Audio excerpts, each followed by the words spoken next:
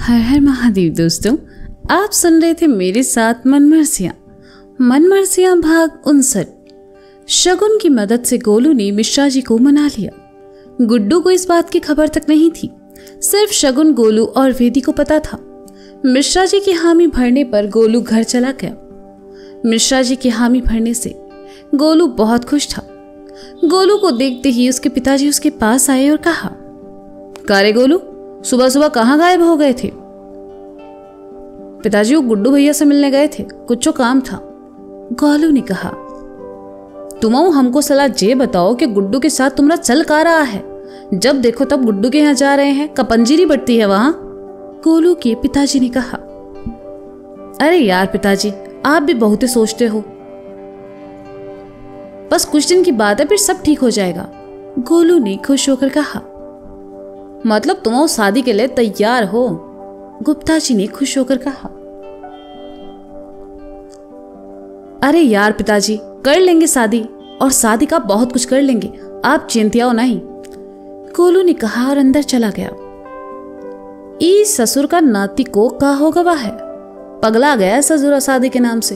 हाँ, वो आज ही केशव पंडित से बात करते हैं, कहते हुए गुप्ता जी बाहर निकल गए। गोलू अंदर आया, नहाया और नाश्ता करके दुकान की तरफ निकल गया। दुकान आकर उसने सबसे पहले पिंकी को फोन लगाया और उसे खुशखबरी दी। पिंकी भी बहुत खुश थी कि चलो कुछ तो हल निकला। गुड्डू को सामने से आते देखकर गोलू ने फोन रख दिया और गुड्डू अंदर चला आया और कहा, "का गोलू, बड़े खुश नजर आ रहे हो, का बात है?" "अरे कुछ नहीं भैया, बस ऐसे ही मन खुश है। ऐसा लग रहा है जैसे जिंदगी की सारी परेशानियां हल होने वाली है।" गोलू ने कहा। "जे तो बहुत ही सही है गोलू। अच्छा, वो रमेशवा के यहाँ से पैसे आए?"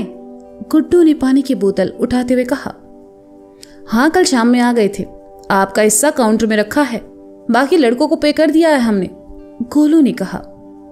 "सही है गोलू, तुम तो परफेक्ट हो गए जे काम में।" गुड्डू ने कहा।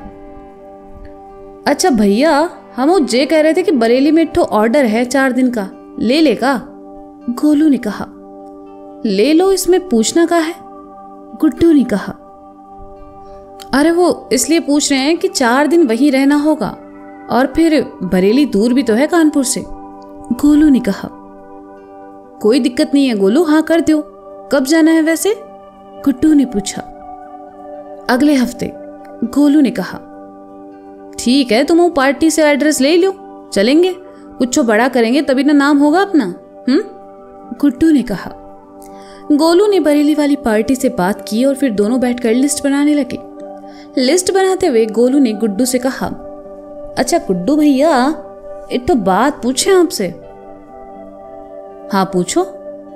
गुड्डू ने कहा। "पिंकिया दिखाई नहीं दे रही है आपके साथ?" गोलू ने गुड्डू का मन टटोलते हुए कहा। "हमारे साथ काहे दिखेगी गोलू? वैसे भी उनको हमें कोई इंटरेस्ट नहीं है।" गुड्डू ने कहा। "पर आप तो कहते थे आप पिंकिया से प्यार करते हैं, और आपको पिंकिया..." गोलू ने अपनी बात अधूरी छोड़ दी। गुड्डू ने गोलू की तरफ देखा और कहने लगा, "यार गोलू, प्यार ना हमेशा दोनों तरफ से होता है। एक तरफा प्यार ना साला बहुत ही तकलीफ देता है। पिंकिया को हमसे प्यार कभी था ही नहीं, और रही बात हमारी, तो हमें भी ना उनसे सिर्फ अट्रैक्शन था, प्यार नहीं।" गोलू ने सुना तो मन ही मन खुशी से नाच उठा, अपने जज्बातों को काबू में करके कहा, "अच्छा, और शगुन के बारे में क्या ख्याल है आपका?" शगुन का नाम सुनते ही गुड्डू खामोश हो गया और कुछ देर बाद कहने लगा, "यार गोलू, सच कहें तो शगुन से ना हमारा कोई ना कोई कनेक्शन तो जरूर है। जब भी वो हमारे साथ होती है मन एकदम हल्का रहता है, किसी तरह की कोई टेंशन नहीं होती, एकदम सुकून वाला माहौल। तुम्हें पता है हम उन्हें वापस लेकर क्यों आए हैं?" "क्यों?" गोलू ने झूठ मूठ का हैरान होते हुए कहा। "ताकि हम पता लगा सके कि उनके और हमारे बीच का रिश्ता है।" गुड्डू ने एकदम सस्पेंस से भरकर कहा। "अरे भैया, हम तो कहते हैं कोई रिश्ता नहीं भी हो तो बना ही लो। शगुन जैसी लड़की आपको पूरे कानपुर में नहीं मिलेगी।" गोलू ने गुड्डू का कंधा दबाते हुए कहा। तो गुड्डू ने उसे घूर कर देखा। गोलू ने तुरंत अपना हाथ हटा लिया तो गुड्डू ने कहा, "काम पर ध्यान दो। सुने नहीं पिताजी ने कहा था, ई बार कांड किया ना तो हमेशा के लिए हमें घर से बाहर कर देंगे।" हम तो बस ऐसे ही चाय बोलकर आते हैं, कहकर गोलू वहां से चला गया। मिश्रा जी नाश्ता करके शोरूम के लिए निकल गए। शोरूम आकर उन्होंने अपने मैनेजर को कुछ काम बताया और फिर अपने कैबिन में चले आए। मिश्रा जी नए ऑर्डर की लिस्ट चेक कर रहे थे कि तभी उनकी नजर दरवाजे के बाहर काउंटर पर खड़े शर्मा जी पर पड़ी तो उन्हें गोलू की बात याद आ गई। उन्होंने तुरंत काउंटर पर फोन लगाया और कहा, हेलो, जो सामने जो खड़े हैं इन्हें जरा अंदर भेज दीजिए। मिश्रा जी ने फोन रख दिया। काउंटर पर खड़े लड़के ने शर्मा जी को मिश्रा जी के कैबिन में भेज दिया। उन्हें देखते ही मिश्रा जी ने कहा, अरे नमस्ते शर्मा जी, आइए बैठिए। नमस्कार मिश्रा जी, कैसे कहिए, कैसे याद किया? शर्मा जी ने मुस्कुराते हुए कहा और सामने पड़ी कुर्सी खिसकाकर उस पर बैठ गए। शर्मा जी, कुछ निजी बात करनी थी, वैसे हम शाम में आपके घर ही आने वाले थे। मिश्रा जी ने कहा, घर? सब ठीक तो है ना, कोई बात हो गई का? शर्मा जी ने घबराते हुए कहा। इतने में कैबिन का दरवाजा खुला और लड़का चाय लेकर आ गया। उसने चाय टेबल पर रख दी और चला गया। शर्मा जी को परेशान देखकर मिश्रा जी ने कहा, अरे घबराइए मत, चाय लीजिए। जी, कहते हुए शर्मा जी ने चाय उठाई और पीने लगी। मिश्रा जी ने भी चाय उठाई और कहा, दरअसल वो हम आपसे गोलू और पिंकी के बारे में बात करना चाहते थे। गोलू का नाम सुनते ही शर्मा जी के चेहरे के भाव बदल गए और उन्होंने कहा, किस सिलसिले में? देखिए शर्मा जी, गोलू और पिंकी दोनों ही बालिग है और एक दूसरे को बहुत ही पसंद भी करते हैं। गोलू का अपना काम धंधा है और जिम्मेदार भी हो गया है। ऐसे में आपकी रजामंदी से दोनों बच्चों की शादी हो जाए तो इससे बड़ी खुशी की बात और क्या होगी। हम आपकी बिटिया के साथ गोलू का रिश्ता करने की बात कर रहे हैं। मोहल्ले की बिटिया मोहल्ले में रहेगी, आपका जब मन करे आप मिल सकते हैं। मिश्रा जी ने बिना लाग लपट के सारी बातें कह डाली। शर्मा जी ने सुना तो कहा, बात आपकी सही है भाई साहब, लेकिन गोलू गुप्ता है और हम ब्राह्मण, ये रिश्ता कैसे हो सकता है, आप ही बताइए। अरे शर्मा जी, कौन सी दुनिया में जी रहे हैं आप? आजकल जिस जात पात कौन देखता है। हम खुद हमारे घर लड़के के लिए शादी गुप्ता के यहाँ से लेके आए हैं। देखिए, बच्चों का हम सफर अच्छा होना चाहिए, जात पात कुछ नहीं होता। और फिर गोलू तो आपका देखा हुआ लड़का है, आप ही के सामने बड़ा हुआ है, क्या कमी है उसमें बताओ। ये कहकर मिश्रा जी ने अपने ही पैरों पर कुल्हाड़ी मार ली, क्योंकि कानपुर का बच्चा बच्चा जानता था गोलू और गुड्डू के कर्म कांडों के बारे में। शर्मा जी ने सुना तो कहा, ये आप कह रहे हैं मिश्रा जी, आपको नहीं पता गोलू के बारे में? और गोलू को छोड़िए, पहले उनके पिताजी को देखिए, उनके घर में हम अपनी बेटी का ब्याह नहीं करेंगे। अरे शर्मा जी, शादी गोलू के पिताजी से करनी है या गोलू से? आप भी कमाल करते हैं। मिश्रा जी ने खींचते हुए कहा, आपको नहीं पता होली वाले दिन कितना जलील किया था उन्होंने हमें? वो बात हम इतनी आसानी से नहीं भूलेंगे। शर्मा जी ने कहा, क्या किए थे? मिश्रा जी ने पूछा, जिन्हें गोलू के पिताजी के बारे में ज्यादा जानकारी नहीं थी। शर्मा जी का चेहरा गुस्से से लाल हो गया और उन्होंने कहा, होली वाले दिन हमारी पत्नी को रंग लगाया और कहा, पंडित के साथ क्या कर रही हो, हमारे साथ भाग चलो, रानी बना के रखेंगे। अब आप चाहते हैं ऐसे घर में हम अपनी बिटिया दें? जहां बाप ऐसा है तो बेटा कैसा होगा? मिश्रा जी ने सुना तो मन ही मन अपने बाल नोचने लगे। किस अशुभ घड़ी में उन्होंने गोलू की मदद का वादा किया था।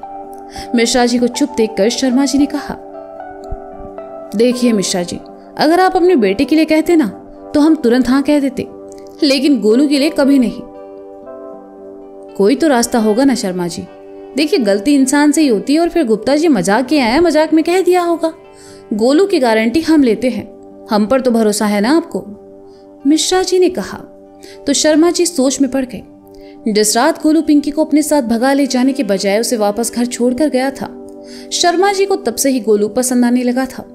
लेकिन गुप्ता जी की वजह से शर्मा जी गोलू से भी नाराज रहे। शर्मा जी को सोच में डूबा देखकर मिश्रा जी कहने लगे, शर्मा जी, कभी कभी हम माँ बाप ना अपने बच्चों के लिए फैसला लेने में बहुत कठोर हो जाते हैं और उनकी खुशी के खिलाफ फैसले ले लेते हैं, जिससे हम सोचते हैं कि हम जीत गए, लेकिन हमारे बच्चे हार जाते हैं, वे कभी खुश नहीं रह पाते। गुप्ता जी ने जो किया उसकी सजा गोलू को देना कहाँ का इंसाफ है? दोनों बच्चों की खुशी का सवाल है, मान जाइए, बाकी हम समझाएंगे गुप्ता जी को। आप बताइए क्या करें, पैर पकड़वा दें?